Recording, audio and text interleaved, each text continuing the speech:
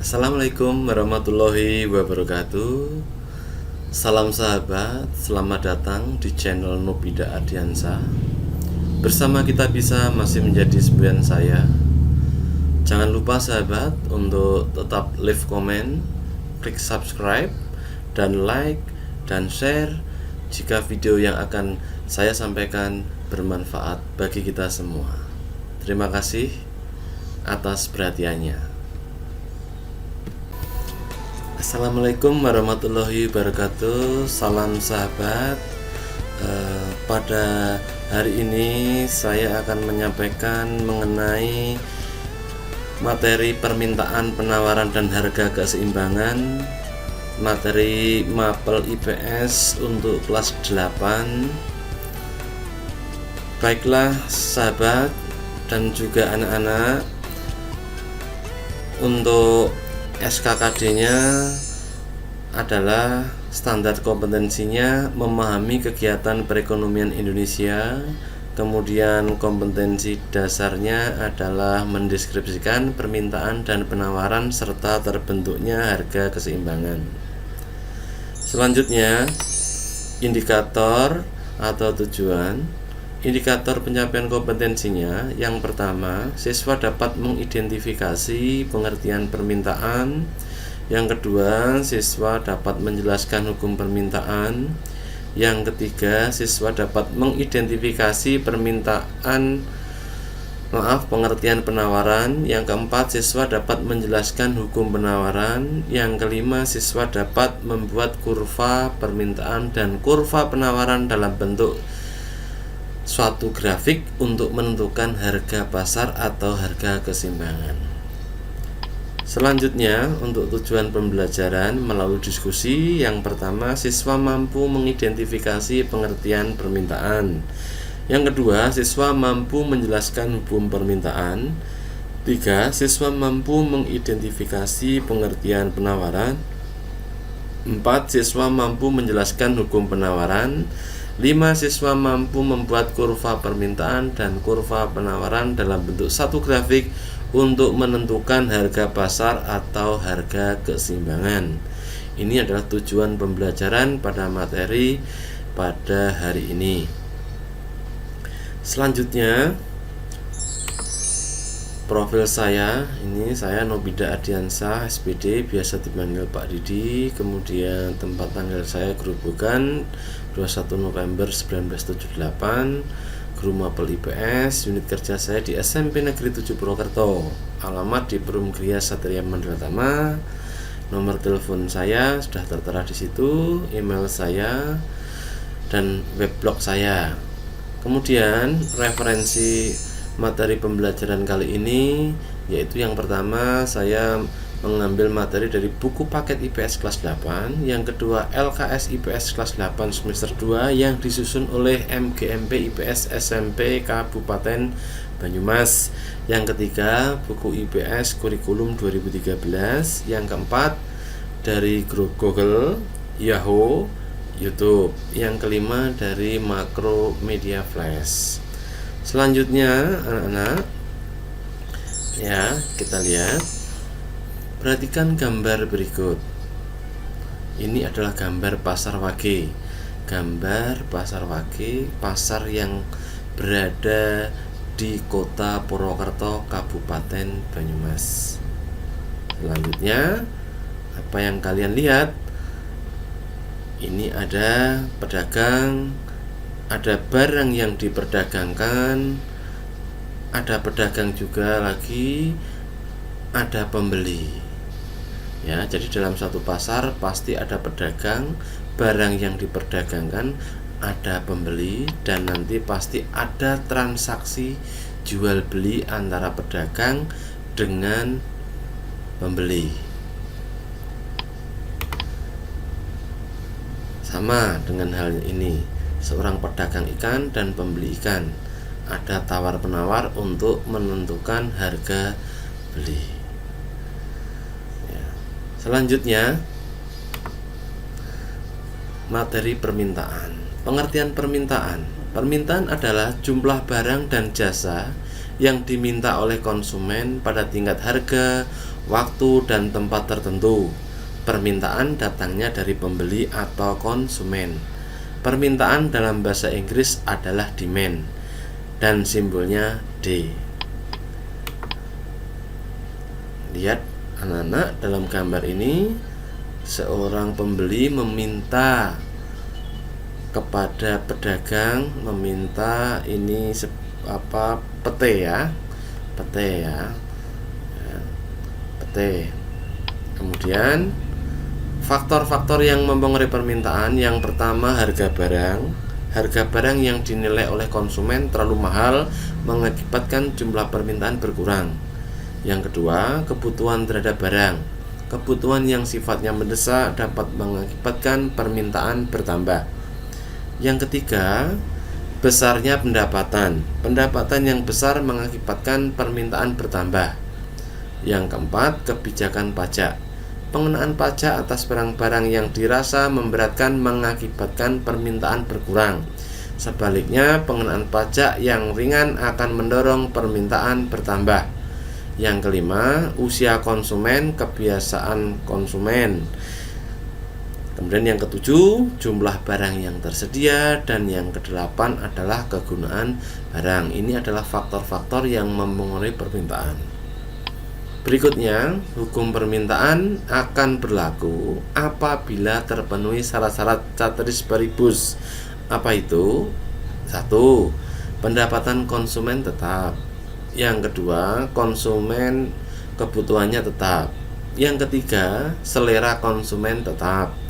Yang keempat, harga barang-barang lain tetap. Tidak ada barang pengganti. Kemudian yang keenam, perubahan harga dianggap tidak akan berkelanjutan. Yang ketujuh, barang yang dibeli bukan merupakan barang prestis. Apa itu barang prestis? Bila barang yang dibeli bertujuan untuk mendapatkan nilai sosial yang tinggi, maka kenaikan harga barang tersebut tidak akan mengurangi permintaan. Bahkan ada kalanya justru mendorong rasa ingin memiliki, sehingga jumlah permintaan prestis akan makin tinggi. Berikutnya, hukum permintaan. 1. Jika harga suatu barang naik, maka jumlah barang yang diminta akan berkurang atau turun. Kemudian yang kedua, jika harga suatu barang turun, maka jumlah barang yang diminta akan bertambah atau naik. Jadi, dalam hukum permintaan, antara harga dan jumlah barang yang diminta berbanding terbalik. Nanti berbeda dengan hukum penawaran. Berikutnya, kita lihat anak-anak, ini kurva permintaan atau demand curve. Kurva yang menggambarkan hubungan antara harga suatu barang dengan jumlah barang yang diminta. Contohnya, terdapat data harga barang dalam tabel sebagai berikut. Pada periode 1, harga simbolnya adalah huruf P atau price. Kemudian jumlah permintaan simbolnya Q atau quantity. Jika harga 8.000, jumlah permintaannya 5 unit. Kemudian yang kedua, jika harganya turun menjadi 6.000, harga yang diminta permintaan menjadi 10 unit bertambah. Jika harga turun lagi menjadi 4.000, jumlah permintaan bertambah menjadi 15 unit. Dan jika harga turun lagi menjadi 2.000, jumlah permintaan suatu barang akan naik lagi menjadi 20 unit. Jadi jika harga barang naik, jumlah yang diminta akan turun. Kemudian jika jumlah harga turun, barang yang diminta akan naik atau bertambah. Berikutnya kita lihat dari data tabel di halaman sebelumnya dapat digambarkan dalam grafik sebagai berikut. Ya, jika harga 2.000 yang diminta 20. Jika harga 4.000 yang diminta 15, turun. Ya, harganya naik lagi. Jika harga 6.000 yang diminta 10. Jika harga 8.000 yang diminta hanya 5. Kurva permintaan bergerak dari kiri ke kanan bawah. Dari kiri ke kanan bawah, simbolnya huruf D atau demand. Begitu anak-anak. Jadi dalam kurva permintaan ini bergerak dari kanan atas menuju ke dari kiri atas menuju ke kanan bawah. Ya, demikian untuk penjelasan materi permintaan. Selanjutnya anak-anak kita memasuki materi penawaran. Selanjutnya mengenai penawaran. Apa itu penawaran? Pengertian penawaran. Penawaran adalah jumlah barang dan jasa yang ditawarkan oleh penjual kepada pembeli pada tingkat harga, waktu, dan tempat tertentu. Penawaran datangnya dari penjual atau pedagang. Penawaran dalam bahasa Inggris adalah supply dan simbolnya adalah huruf S. Selanjutnya kita lihat ada seorang ibu-ibu, dua orang ibu-ibu ya, ini ya, perempuan, yang satu pedagang, satu pembeli. Pembeli melakukan penawaran terhadap kepada pedagang. Selanjutnya, faktor-faktor yang mempengaruhi penawaran. Yang pertama, besarnya biaya produksi. Yang kedua, jumlah barang yang diproduksi. Yang ketiga, harga barang lain. Yang keempat, jumlah barang yang tersedia di pasar. Yang kelima, harapan harga pada masa mendatang. Yang keenam, penetapan harga oleh pemerintah. Yang ketujuh, luas sempitnya daerah pemasaran. Yang keenam adalah kebijakan di bidang perdagangan. Itu tadi 8 faktor yang mempengaruhi penawaran. Selanjutnya, tinggi rendahnya harga yang ditawarkan produsen dipengaruhi oleh beberapa faktor. Di antaranya, yang pertama sifat barang. Barang yang tidak tahan lama, mudah rusak, biasanya ditawarkan dengan harga lebih murah.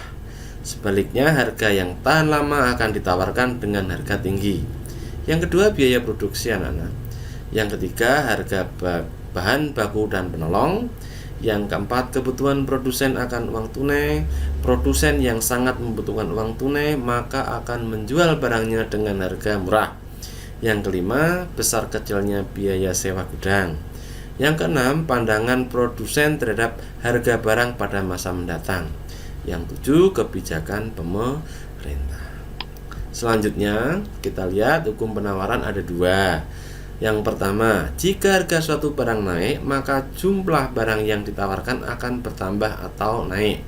Jika harga suatu barang turun, maka jumlah barang yang ditawarkan akan berkurang atau turun. Jadi, dalam hukum penawaran, antara harga dan jumlah barang yang ditawarkan sejajar. Berbeda dengan tadi hukum permintaan, berbanding terbalik. Berikut anak-anak kita lihat kurva penawaran atau supply curve. Kurva yang menggambarkan hubungan antara harga dengan jumlah barang yang ditawarkan pada suatu saat tertentu. Contoh, terdapat data harga barang dalam tabel sebagai berikut. Pertama, jika harganya 2.000, jumlah penawarannya 20 unit. Harganya naik lagi 4.040 unit yang ditawarkan. Harganya naik lagi 6.000 yang ditawarkan 60 unit.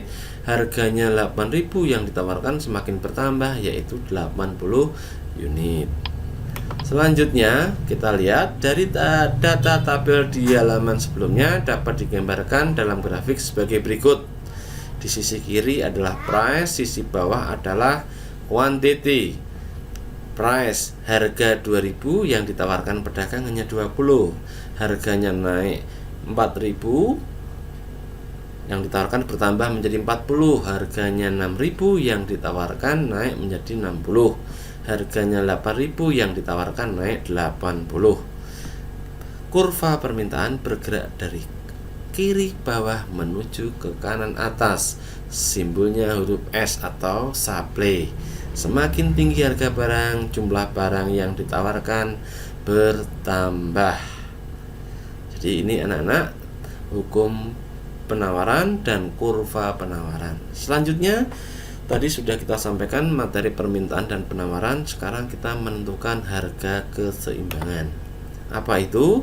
Harga keseimbangan adalah harga yang terjadi karena adanya kesepakatan antara permintaan dan penawaran. Dengan kata lain, suatu harga yang terjadi karena adanya pertemuan titik kurva permintaan dengan titik kurva penawaran. Harga keseimbangan dalam bahasa Inggris adalah equilibrium dan simbolnya huruf E. Seperti gambar berikut anak-anak, uang keseimbangannya dengan barang ya.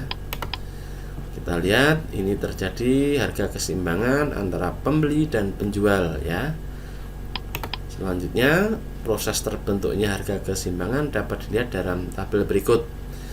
Harganya 8.500, permintaannya turun 200 tapi penawarannya naik 1.200 unit. Harganya turun 6.500, permintaannya bertambah, penawarannya juga menurun ya. Kemudian harganya menjadi 4.000, permintaannya turun menjadi naik menjadi 6.000, penawarannya turun 600 unit. Harganya 2.500 turun lagi, yang diminta naik, yang ditawarkan turun. Harganya terendah 1.500, yang diminta 1.200 unit, yang ditawarkan 200 unit ya. Kalau kita lihat berapa harga keseimbangannya, kita lihat jelas ya. Tapi lebih jelasnya kita lihat grafiknya. Ya, dari data tabel di atas dapat dibuat grafiknya. Sebelah kiri price, sebelah bawah adalah quantity. Keseimbangannya tadi berapa? 4.500 ya. Ini 600 unit. Di bawah kelebihan permintaan, di atas kelebihan penawaran. Perpotongan antara titik kurva permintaan dan kurva penawaran membentuk harga pasar atau harga keseimbangan, simbolnya huruf E. Titik E adalah titik potong antara kurva permintaan dan kurva penawaran yang menggambarkan harga pasar. Demikian anak-anak penjelasan mengenai harga keseimbangan. Selanjutnya setelah memahami permintaan, penawaran, keseimbangan, mari kita latihan anak-anak ya. Ada 5 soal ya ini ya. 1. Jumlah barang yang diminta oleh pembeli kepada penjual pada tingkat harga, waktu, dan tempat tertentu disebut apakah? Permintaan, penawaran, pembeli, atau penjual.